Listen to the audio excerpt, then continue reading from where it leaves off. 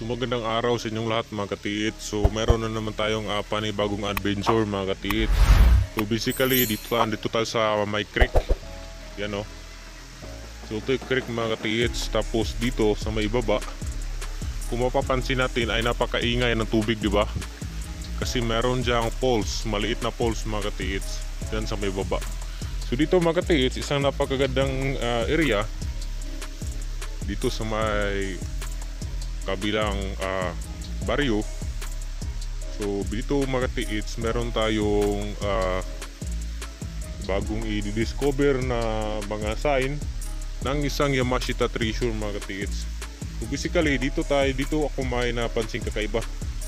So kung mapapansin natin mga katiits, yung mga puno dito ay hindi may kalakihan, pero yung kanyang mga karakteristik ay yung mga puno na pang matagalan mga katiits, right? So ibig sabihin na noong unang panahon merong mga puno na namatay na, tapos meron ding bagong sibol, right? Kasi yung mga gamot, yung mga ugat niyan mga katiits, hindi yan mamamatay. Ito yung mga karakteristik ng mga puno na kahit noong unang panahon pa ay sisibol pa rin to at patuloy na dadami, right? So dito mga katiits, dito meron akong napansin na napakagandang sign. Yan o. Di ba? So kung mapapansin natin, yung kanyang linya ay napaka klaro. Yan. Napakaklaro na ito ay man-made. So dito mga katiits, meron tayo napansin mga katiits, ano? So nagsasabi ito ng short distance. So basically dito lang sa may area ito, meron ditong nakabaon. So ang sinasabi dito, short distance, dito yung treasure point. Yan o. Ito yung ibig sabihin ng mga deposit.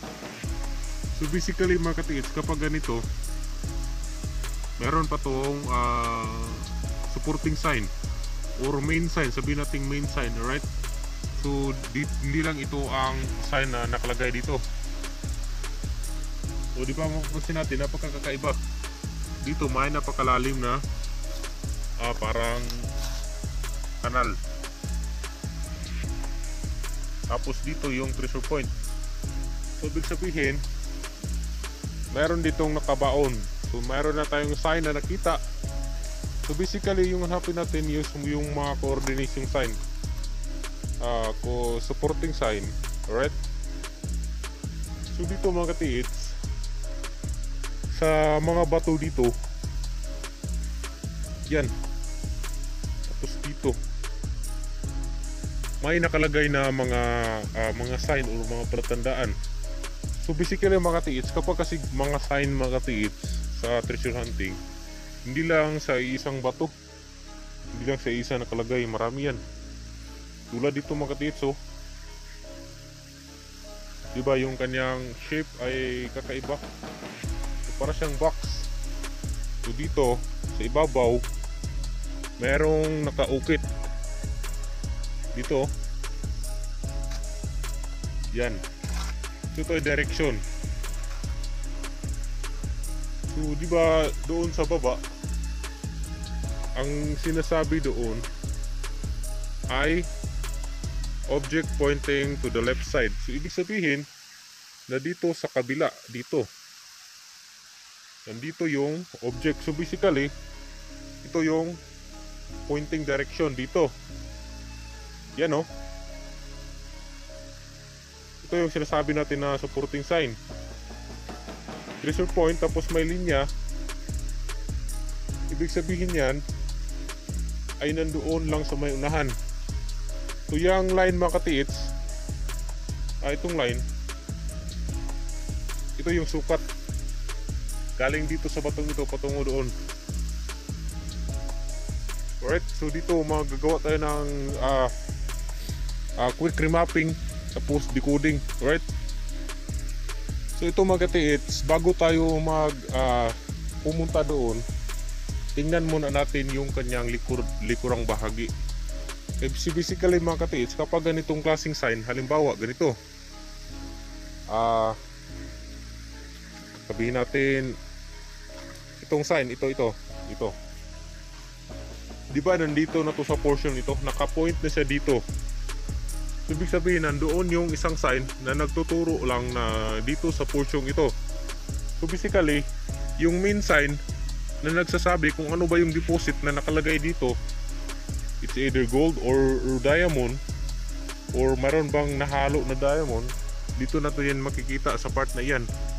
Dyan sa mga batong yan mga katiits, dyan natin makikita yung possible na ibinaon nila dito.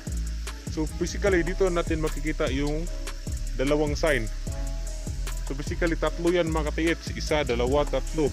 Yung una, yun yung sign na kung saan yung klase ng ibinaon nila, kung ano bang klase ng ibinaon nila dito mga katiits. So tara, doon tayo sa ibabaw. Bago tayo mag-remapping doon, puntahan muna natin dito para malaman natin kung ano ba yung klaseng binaon na dito. Alright, so ito, pansin yan magtiits. Diba yung kanyang likuran, dito sa may likod, ay kakaiba. Yan yung kanyang hugis. So ito yung mga karakteristik ng mga treasure mark na bato. Tapos dito, yan deposit, treasure point. So basically kung dito tayo titingin, perfect na magtugma sila mga katiits. So treasure point, tapos direction or line, distansya patungo doon. Yan yung nakalagay sa batong yan, yan yung nagtuturo. So dito natin makikita. So dito sa may likod, tingnan natin dito. Alright, so dito, ito yung tamang pag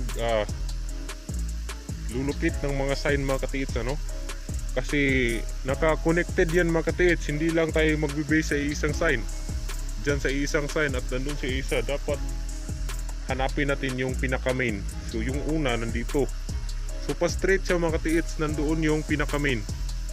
So basically nandoon yung possible na hiding spot or yung digging spot nandoon. So dito tayo sa likod. Alright, so dito, okay, dito mayroon akong napansin. So pointing, arrow point. So basically parang dito siya nagsisimula. So mayroon siyang tinuturo dito, yung malaking kanal dito sa ibabaw. Treasure point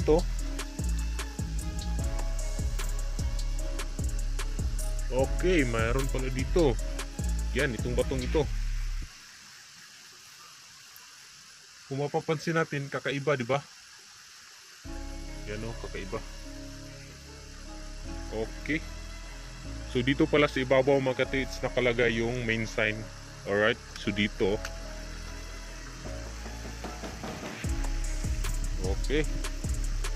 So kung titignan natin, I think nasa mga 20 meters, 15 siguro mga katiits, patungo doon sa may pinakalas na sign. So perfect straight siya mga katiits dito. So dito mga katiits, gagawa tayo ng decoding dito sa may sign. So ano bang ibig sabihin nito mga katiits? Ito mga katiits, kung mapapansin natin, mayroon siyang hugis diamond.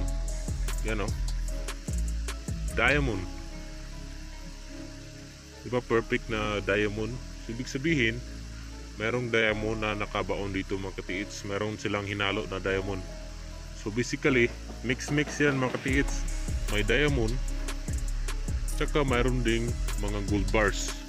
Pero hindi yan mababaw mga katiits. Alright? So hindi yan mababaw, mapakalalim yan. So ginagawa natin ay ini-explore natin yung mga sign na inilagay ng mga Hapon. So basically kapag mga normal na tao tulad natin, yung mga solo-solo lang, hindi natin yan makukuha ng madalian. So basically mga giveaways lang talaga yung pinakamadali. Nasa around 3 feet, 4 feet, minsan 5 feet, right? So pagkababaw lang yan. nandito yung pinakamalaking dot. So ibig sabihin, treasure point na positive, nandoon nakabaon. Alright? So dito diamond, ito yun na yung main sign na makikita natin na pinakamagandang nakabaon dito. O kumbaga dito nila hinighlight yung pinakamagandang nakabaon kasi yung diamond mga katiits, mas mahal pa yan sa gold. Right? So yung diamond ay mas valuable pa siya kaysa sa gold kasi yung price ng diamond ay mas expensive kumpara sa gold. Kung kaya dito hinighlight nila yung diamond para mas maklaro kung ano ba yung binaon nila doon sa part na yun. So dito mga katiits, dito natin makikita yung pointing direction. Doon talaga nagtuturo yan, no? Dito maroon tayong mga linya or mga small line na napakaliit, pero pag tinignan natin maigi, mayroon tayong makikita na direction. Ito mga katiits, sinadya kasi nila itong mga katiits para hindi klaro, kasi yung nakabaon dito ay napakaganda. Treasure point, medyo maliit lang, hindi kinlaro. So dito meron ako napapansin na yan, yan mga katiits, yung maliit yan na parang kalawang. Ito mga katiits yun, yan parang kalawang. So meron tayong mga videos about dito mga katiits, yung parang may kalawang mga katiits. Halimbawa ganito, yung bato binutasan nila, tapos meron sa inilagay na mga kemikal na mamukhang kalawang kapag lilipas yung panahon. Alright? So dito yung treasure point, malaking treasure point, ibig sabihin big volume, may diamond, at saka mayroon din gold. So dito sa ibabaw, ito yung maliit na line na sinasabi natin. Yan, so tingnan natin na malapitan. So arrow point, doon nagtuturo mga katiits. Alright, so doon nagtuturo. So ibig sabihin nandoon sa part na yun. Alright, so dito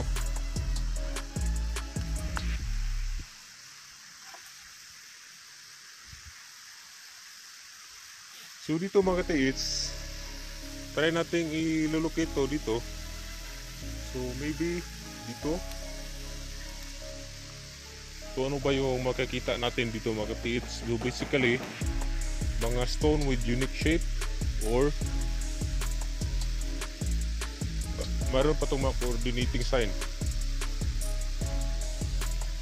So dito mga katiits, parang kakaiba mga katiits,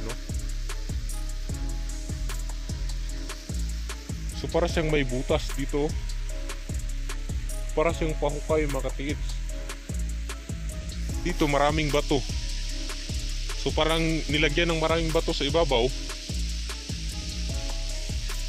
pero dahil sa lakas ng baha, parang medyo siya nahukay siya ng kunti. So parang naklaro yung butas na pinagbaunan nila mga katiits. Yan, dito, parang dito sa part na ito, mga 10 meters galing doon patungo dito. So dito na yung possible na hiding spot mga katiits, dito sa part na ito. Kasi dito natin mapapansin yung parang pahukay. So dito sa may left side, dito natin makikita yung kakaibang bato. So basically ito na yung bato na nahanap natin na stone with unique shape. So kapag unique shape yung bato mga katiits, ibig sabihin alright dito. Okay, napakaganda pala. Yan, okay. So dito positive. Yan, diba yung mga sign mga katiits doon na makikita natin is mga short distance. So short distance, ibig sabihin nandito dyan sa may part na yan, napakataas na line,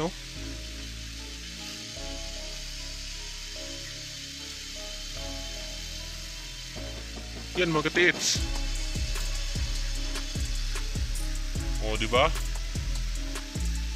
Napakagandang sign. So basically dito, nandito yung digging spot. or hiding spot. Alright? So yun yung basic observation ng remapping tapos decoding mga katiits. Alright, so I hope na nag-enjoy ka sa ating video mga katiits, so about sa treasure hunting. So if you like this video mga katiits, don't forget to subscribe at paki-like na rin mga katiits. So yun lang mga katiits sa araw na ito. So maraming salamat sa inyong panonood and see you to my next vlog mga katiits. So maraming salamat and God bless us all mga katiits.